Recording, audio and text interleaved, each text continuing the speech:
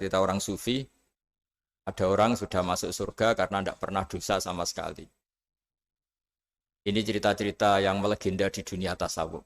Tanya Allah, kenapa kamu masuk surga? Karena saya taat terus ya Allah, nggak pernah maksiat sama engkau. Berapa lama kamu hidup di dunia? 80 tahun. Ya sudah, karena taat kamu 80 tahun, ya surga kamu 80 tahun.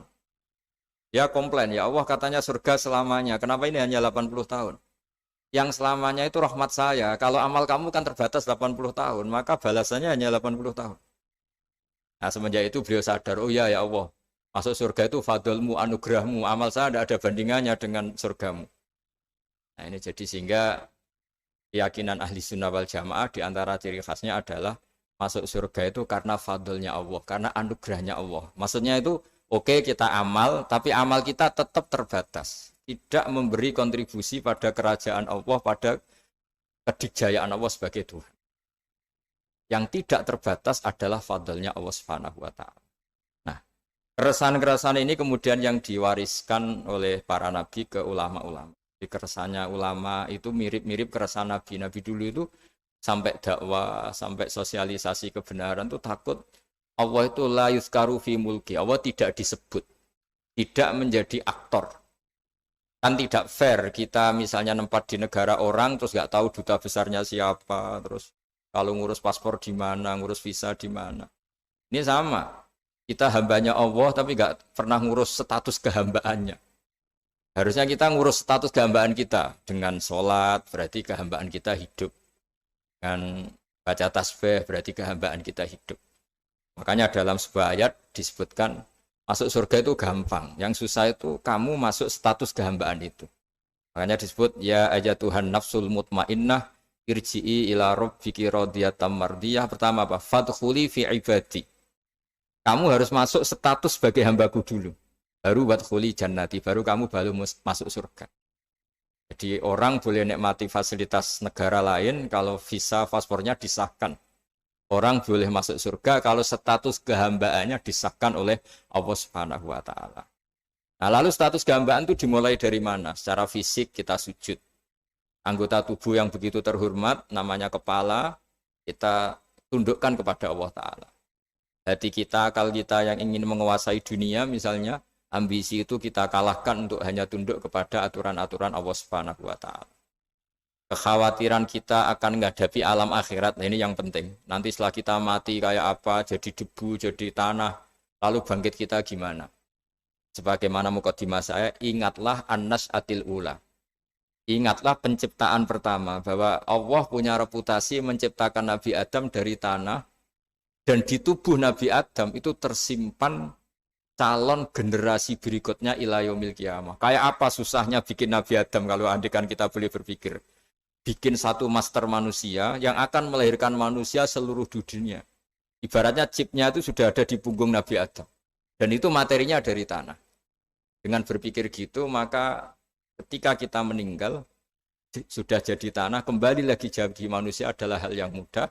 Karena Allah punya reputasi menciptakan manusia super, yaitu Nabi Adam dari tanah. Jika setiap kali kita iskal janggal terhadap kekuasaan Allah, kata Allah Ta'ala, Qul yuhyihalladzi ansha'aha awwala marrah. Kalau kamu janggal terhadap kemampuan saya, kemampuan kami menghidupkan tulang belulang yang sudah rapuh, sudah hancur, maka ingatlah reputasi saya, kata Allah, reputasi kami menciptakan Adam dari tanah. Ya, para nabi itu, ini semoga teman-teman yang di Kanaja masih ingat betul iman yang dilatih para guru kita di Jawa, di Indonesia. Para nabi itu saking imannya sama Allah, itu tidak ada, sampai kasarnya itu nggak tahu bedanya antara hal itu masuk akal maupun tidak. Saya beri contoh begini, kalau dalam ilmu tauhid, dan ini harus kita latih terus sampai ketemu Allah Ta'ala. Ketika telur jadi ayam, itu sebetulnya itu kita juga tidak ikut mampu bikin telur jadi ayam. Tapi berhubung sering terjadi, kita bilang telur jadi ayam itu mungkin. Mungkin itu ya mungkin sering terjadi. Padahal sering terjadi ini juga tidak yang jenis kita ikut berkontribusi. Lalu ketika sering terjadi ini kita bilang itu mungkin. Padahal saat kita bilang mungkin, juga hakikatnya kita tidak ikut menciptakan telur menjadi ayam. Lalu karena seringnya telur jadi ayam, kita bilang telur jadi ayam itu mungkin. Mungkin itu nggak muhal. Begitu juga bebijian, nanti jadi pohon besar yang rindang, yang berbuah, kita katakan mungkin. Kenapa kita katakan mungkin? Karena itu sering terjadi. Toh kita pun tidak ikut menciptakan biji jadi pohon besar, telur jadi ayam. Artinya apa? Zaman sesuatu itu sering terjadi, kita pun sebetulnya tidak pernah ikut menciptakan. Hanya menyaksikan sering, terus kita bilang itu mungkin. Tapi kita tidak memberi kontribusi sama sekali. Semua itu karena kudrohnya Allah, kemampuan Allah. Lalu ketika ada orang yang bilang, batu ini bisa melahirkan onta. Kita bilang, mohal, batu itu tidak mungkin melahirkan onta. Tapi kalau seorang nabi itu nggak tahu bedanya antara batu melahirkan onta dengan indukan onta melahirkan onta. Karena nabi-nabi itu makomnya sudah sangat tinggi.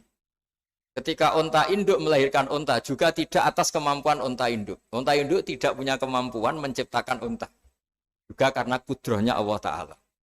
Sehingga kalau batu mengeluarkan onta juga mungkin kalau Allah menghendaki. Hingga ketika Nabi Soleh diminta kaumnya, apa bukti engkau Nabi? Tunjukkan ayat kalau engkau Nabi. Yang kamu minta apa? Seekor onta keluar dari batu besar ini. Nabi Soleh dengan entengnya berdoa sama Allah dan keluarlah unta keluar dari batu. Nah itu makom yang paling tinggi. Makom paling tinggi itu kita mendudukkan Allah sebagai zat yang tidak terbatas kudrohnya. Hingga para nabi itu terus punya mukjizat. Nah mukjizat itu untuk mengingatkan ulang bahwa Allah itu tidak terbatas kemampuannya. Bagaimana unta keluar dari batu besar zaman Nabi Soleh, zaman Nabi Muhammad air keluar dari jemarinya Rasulullah SAW. Nabi Ibrahim dibakar tidak mempan, tetap sehat, tetap bugar. Karena semua ini sebagai bukti bahwa kudrohnya Allah tidak terbatas. Nah, iman-iman seperti ini harus kita jaga. Apapun rasionalitas kita dan meskipun kita selalu rasional, tetap menyisakan iman bahwa kudroh Allah itu tidak terbatas. Sehingga ketika ada cerita kematian orang soleh itu ditangisi langit dan bumi. Kita tidak usah iskal, tidak usah jangkal. Masa bumi bisa menangis? Karena kita yang sekarang bisa nangis adalah materinya dari tanah. Materinya dari bumi. Terus iman ini kita jaga sehingga kalau kita yasinan, masih ingat Allah kalau mengingatkan kudrohnya yang tidak terbatas, manusia disuruh ingat, Qul yuhyihal ansha'aha awwala marrah. Kamu harus ingat bahwa Allah itu yang menghidupkan kamu, menghidupkan semuanya ketika kamu belum menjadi seperti ini. Jadi intinya itu kita ingat meskipun telur itu lazim jadi ayam, tetap tidak karena kudrohnya ayam itu, tapi karena kudrohnya Allah. Indukan unta melahirkan anak unta juga bukan kemampuan indukan unta, karena ini juga makhluk yang lemah, tapi juga kemampuan Allah Subhanahu wa Ta'ala. Jika dengan demikian, kita termasuk hamba Allah sesuai target yang diingatkan Allah. Falamma tabayyana lahu qala a'lamu annallaha ala kulli syai'in qadir. Hamba Allah yang baik adalah hamba ketika menyaksikan fenomena apapun, semua itu li ta'lamu annallaha ala kulli syai'in qadir wa annallaha qad ahata bi kulli syai'in ilma.